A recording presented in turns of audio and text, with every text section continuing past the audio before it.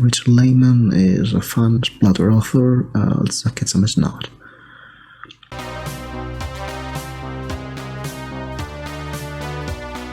Logics and goals. I know it's December right now and we should have the Christmas spirit, but I have an Evilathon to finish from November. There is a book left from a prompt, and it's something special because for the Evilathon, the readathon organized by Kaska from Kaska's Book Cemetery, based on Richard Lehman book titles. I did a reread of one very, I wouldn't say exactly beloved horror book, but I did a reread of Jack Ketchum's off-season, The Unexpunged edition.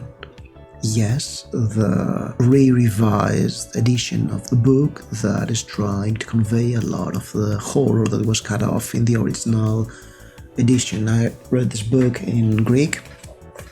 This is the cover. It's not the best Jack Ketchum cover in Greek, I know. It's actually kind of interesting because it's a play on one of the editions, or Greek editions of The Girl Next Door. It's kind of interesting, there's a thing for dolls in Jack Ketchum for some reason. Yes, if you notice this, the books were on the second row of that shelf and I just took them out and never put them back together. That's the problem of having packed bookshelves. So yes, I've read this edition. It's supposed to be an edition of the book that Jack Ketchum rewrote so that he can incorporate all those parts that were cut off from the original book, because the original version from Ballantine's books was heavily censored because it was too extreme for its era, 1980, and that was pretty much why Jack Ketchum never had a big career, because he was too extreme for the mainstream. I remember Off-Season being much more violent than what I read. And believe me, it's quite violent. Let's get to Off-Season in case you don't know about the book. It's about a cabin in a small main town. It's a tourist town. We're in autumn, so most people are away. And we have a group of 6 New Yorkers that go to a cabin in the woods and they're attacked by a tribe of cannibals. It's a really short book, it's 200 pages almost, and well, the mayhem starts at the midpoint. And reading that book, I realized that it has a lot of the Ketchum hallmarks. Even then, we have a lot of focus on the characters. We see a lot of the viewpoints of the tourists, the old police officer of the small town that realizes that there are some cannibals living out there, as well as the cannibals themselves are a tribe of people who have been lost in the woods for centuries, and they are eating deer or whatever, and also human meat, and they're pretty twisted, and a lot of them are children, which makes this book even more shocking. It literally starts with a bunch of children hunting down a woman in the woods. They have stopped her car and they jumped her. They're beating her with sticks, and she jumped from a cliff into the sea to escape them. And meanwhile, we have Carla, who is an editor from New York. She has rented a cabin in the woods in order to stay there, take care of her vacation, work on her manuscript, and she is waiting for her boyfriend, who is a vain actor, and she is attracted to him because he's handsome. Her artist sister and her boyfriend, as well as her ex-boyfriend and his new girlfriend, and we have a lot of character development between them as we see them, how they have feelings for each other, how the former boyfriend hasn't gotten over his ex, how the sister is feeling overshadowed by her more dynamic sister, and all that. So it's kind of interesting. We have a lot of character development and we get to know these characters. They're not super sympathetic, you just know them and you meet them, and they're going to go through the meat grinder. Yes, I did this book as the prompt: blood games. Read a book with the trope a group of friends go to play 6 and start dying, because yes, they die a lot. And they die savagely in this book. So as we have Carla tidying her new place and waiting for her friends to arrive, and we also have the cannibals preparing to attack the cabin. We have a lot of suspense building, a lot of foreshadowing of things to come, and a lot of tension building, and Jack Ketchum is amazing at that. He's very good at portraying some really twisted people, very violent people. His violence is over the top, as we will see later in the book, after the midpoint where everything goes to hell.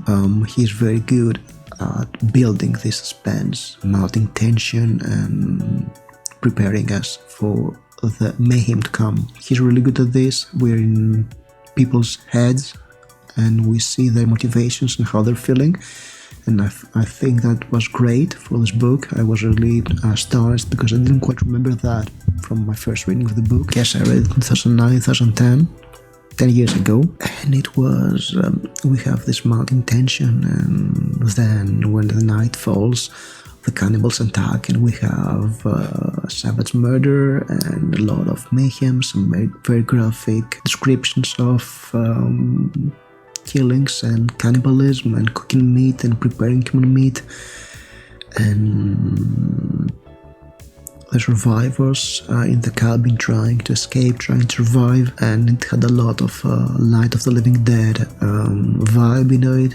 The whole moment by moment preparing for the assault, looking for a way out, making plans, their plans, having wrenches thrown in them, and all this kind of horror enjoyment, I guess. And I mean, the violence keeps ramping up, and if you think that yes, I've seen the worst, no, you haven't, because we have another nasty scene after nasty scene, and some of the things happening towards the ending are, I understand the editor who wanted to cut scenes from this book because it's really violent. It's not as horrific as I remember, as I said again, but it's really horrific. I get that. I mean, my first reading of Jack Ketchum is like, oh, this book was over the top, and my second reading is, okay, it was not that bad, but it's bad. If you've never read Jack Ketchum, you're in for a treat, but you can start with that or The Girl Next Door. But yes, it's very violent, very graphic, and very traumatizing. I think we get every trigger warning for this book. I mean, the fact that it's infamous and that there is the unexpunged edition. Ketchum is really horrific at his violence. He's over the top, but again, it's not as violent pornography. This book was treated as violent pornography back in the 80s, and that's what buried it, and that's why the publisher buried it. But there is a creative vision behind it. I mean, okay, the Brits were equally horrifying back then. I mean, Herbert James and his The Fog and Dark and Rats were equally vicious. And we had Richard Lehman, who also was big in the UK for some reason. For the same reason, actually. The Brits of the 80s were beasts. They were into splatter and gore, bloodthirsty hounds. Or, you know, you have Sean Hudson and Guy and Smith with The Crabs and all those horrific books they did back then, and you have a lot of animal attacks, books with mayhem and innocent people being torn to shreds, and you have Clive Barker, of course, and his books of Blood and Damnation Game and Hellbound Heart, which are also very intense books, very violent books. But well, Clive Barker is an exception to this, but the Brits were more like, let's have some nasty fun, you know, for the kids. And Jack Ketchum had a vision behind his book. It was about how, I think it started, he was frequenting grindhouse movies. He was seeing movies like Night of the Living Dead and The Hills Have Eyes, I Spit on Your Grave, this kind of stuff, or, you know, the Italian movies that came back then. And he was like, oh, what if I make a book like that? And he actually went there. And he has a vision. It's about being a grim version about children lost from civilization and they grow feral. How these feral kids have no empathy, no compassion. They're just egotistical. How carnivorous a man or a woman can be. How vicious when they go wild. It's about how civilized people react to a situation like that, and we have both the New Yorkers and the local police officers going nuts as the events of the book unfold. And it's basically what happens when civilization collapses, when we ditch this taboo of not eating flesh, and then how everything collapses when you're on the table and your predator is equally smart as you but more vicious. What do you do? And how can you escape? And is there hope? I won't spoil it to you, but that was a big part of the revisions, how grim this book is, and Jack Ketchum is grim. His books are very grim, and that's what sets him apart from many other authors. I mean, Richard Lehman is a fun splatter author, Jack Ketchum is not. His books are nihilistic, grim. They show you the worst a man or a woman can be, or a child can be, honestly, and that's what I like in his books. They're based on true crimes in a way. I think this one was based on a Scottish family of cannibals from the 16th century.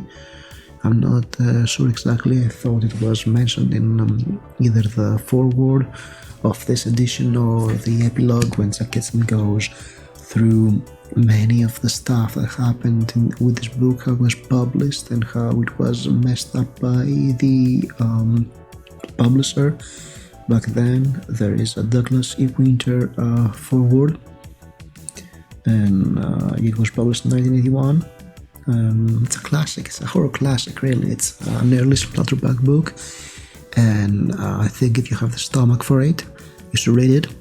If you're not instantly put off by extreme violence, you should definitely read this book. You should definitely read Jack Ketchum, Off Season, and The Girl Next Door. And if you want something less bloody, you should give Red a try. So yeah, it's not exactly fun, but it's very good. It's very horrifying and very deep, and you'll definitely, journey into Ketchum is an experience. This book pulls no punches. There's some extremely graphic torture and mutilation scenes, and it's vicious.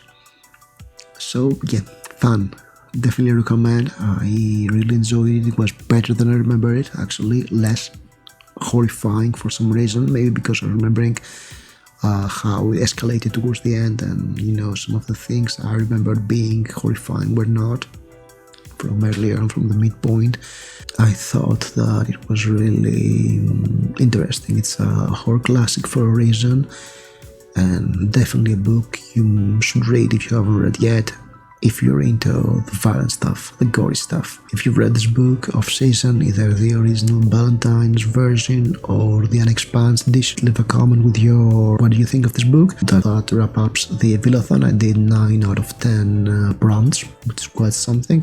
I almost did a 10th, but it's another video, the reason why I didn't complete it. Like, subscribe, share, you know the drill. And I'll see you soon. Thank you for watching. Stay spooky.